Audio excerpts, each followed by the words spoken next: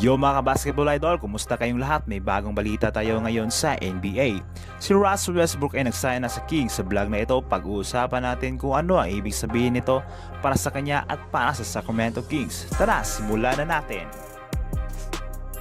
Sa nakaraang season, naglaro si Westbrook para sa Denver Nuggets. Dito ay nag-average siya ng 13.3 points, 6.1 assists at 4.9 rebounds sa 75 na laro.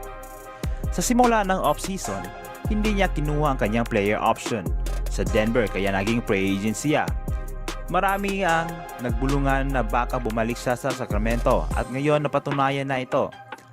Ayon sa mga ulat, pumirma si Westbrook ng 1-year deal sa Kings sa veteran minimum contract na nasa humigit kumulang $3.6 million.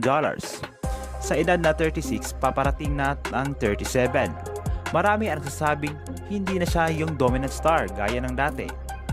Pero ang kanyang energy, karanasan at leadership ay malaking asset pa rin. Ito ang kanyang ikapitong franchise sa NBA. Bakit binili ng Kings si Westbrook? Una, kailangan nila ng depth sa guard position, lalo sa bench. Dahil noong nakaraang season, mababa ang contribution ng bench scoring at assist nila.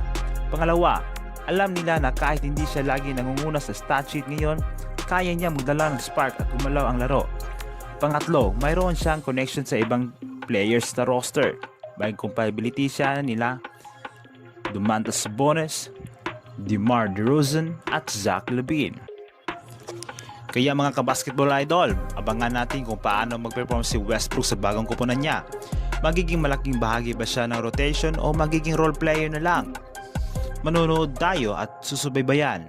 Salamat sa panonood. Huwag kalimutang mag-like, mag-subscribe at i-comment kung ano ang sa tingin nyo ang maaaring mangyari sa season na ito.